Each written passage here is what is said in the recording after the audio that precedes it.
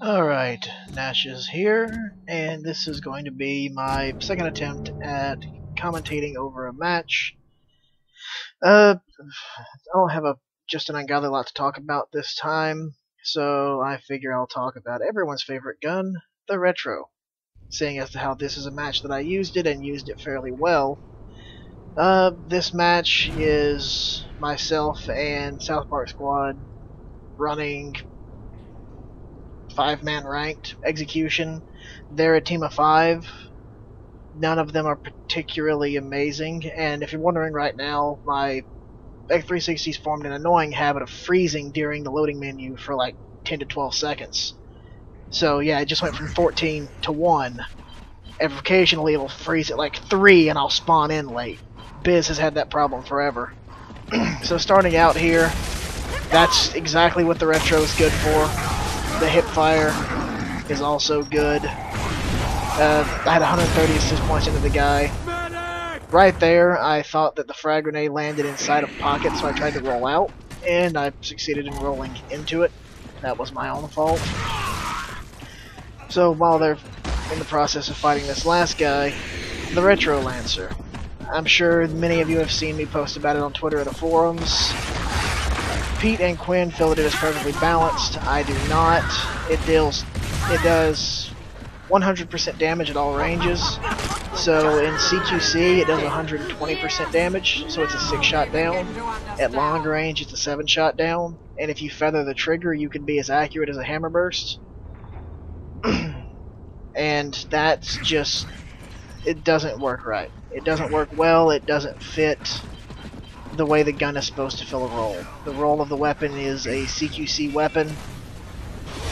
Players should not be able to choose a CQC weapon and then use it at long range, as well as you can use a weapon made for long range. The Retro should never compete with the hammer burst at long range, ever. But it can, and it does. And in my opinion, that's a problem. I really don't like spreading general advice on how to use this thing, but Cryptic Gnashes said that he would defend my title of God of the Retro forever and for all time. And I'll admit that I am very, very proficient with the weapon, to the point that I can honestly say I've never played anyone better with it than me. Will I ever? Have no idea, but for now I'm the best player that I know of in the world. You can see right there, single firing it, that's single firing it quickly. You lose a little bit of accuracy, but as long as you can still hit the hitbox, you're perfectly fine. So in several cases it's okay to sacrifice a little bit of accuracy. Get gophered. There's a story behind that, and I may share it later, but anytime we direct impact someone with a digger, we say get gophered. This guy, or rather this girl, kicks everyone's ass. Wait for it. 2, 3. Let's do this. But back to the Retro. And yes, I realize my thoughts are very disjointed and not that particularly great. Oh, by the way, Digger, favorite execution in the game. I love that execution. It's so unnecessarily violent. Okay, back to the Retro. Yeah, single firing it across the map is not that difficult. It's not hard to get used to doing it. It's not hard to master it. You just have to take a little bit of practice, and from then it's a 7-shot down. Full speed, I think the Retro fires 8.3 shots per second. So in CQC it downs in like 0.72 seconds, if I remember my math right. It's been a while. And see, single firing it right here, I'm losing a little bit of accuracy, but I have 2 teammates pushed up. So I'm feeling more of an assist role and a support role rather than a full-on rifle slayer role. So I'm sacrificing the accuracy to get more shots out a little bit faster and help them fight the guy. Like right then, I had 104 points into that guy, and I wasn't shooting at him but maybe half a second. For the size of the magazine, it has a 30-round magazine. It does, like I said, 6 to 7-shot down at most, at all ranges. I think the weapon is overpowered. The developers don't feel that it is because the Gnasher has more kills, but they're entitled to their opinion, and I obviously have mine. And after, watching me play for a while, I honestly feel that several people would be inclined to side with me. Because I'm sure, if you haven't already looked, I have both a Ruining Ranked and Retro Unranked series up on this channel. Ruining Ranked is retro sawed-off starters, playing just like normal, use anything. Retro Unranked is retro only. We use retros and smoke grenades. We do not pick up power weapons. We do not use snub pistols. We do not use shotguns. We just use the retro.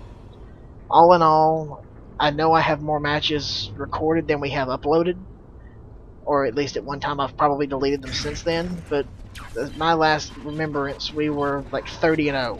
We'd never lost a match. We lost a few rounds, but we never lost a match whenever we were using our retro and ranked. Me and Biscuit, though, are really the only two people that use it that much. Biz kind of watched what I did and decided that, why not?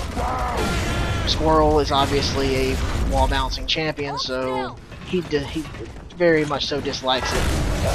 And Tao is just a terrible player. He needs all the help he can get, but he refuses to use it. Yes, Tao, I know you're never going to watch this, so I'm going to make fun of you.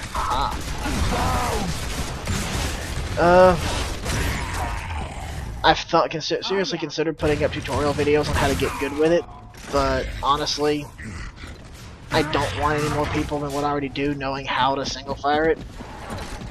Okay, at this point, this next round is going to go by very, very not good for them. They just humped us for, I guess, because I had a retro out.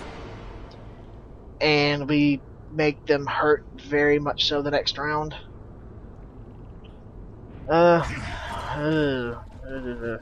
Yes, I realize this is a very poor commentary, but I'm just kind of still getting used to editing the video, rendering, and that kind of stuff. Both of these guys, that's what the retro is good for. Those two guys never stood a chance. Neither did this one. If you run into a retro, stopping power and damage, you're not escaping from it. It's not going to work. This is all going so well. So, I use it because, I don't know, to prove a point that it is overpowered. That way I can upload videos like this and just go, hey, look. I prefer matches that are Lancer Gnasher only. And in case you're wondering, right here, this is our you humped us one round, so we're going to make you, pay for it dearly the next round. That's how fast you go down whenever you're getting revived if you have 3 retros crossing you. Yeah, Suda wasn't supposed to execute him right there, but oh well, they went with it. All in all, my opinion on the Retro Lancer, too much damage, too useful at long range. Useful at CQC range is perfectly fine, but it shouldn't be that good at long range. And other than that, the whole gun itself just has so many problems with it. Just so many problems. So many things that could very easily be fixed, but they just refuse to fix them. Alright, well, that's it for this video. I will attempt to upload this and see how it turns out. Thank you all for watching.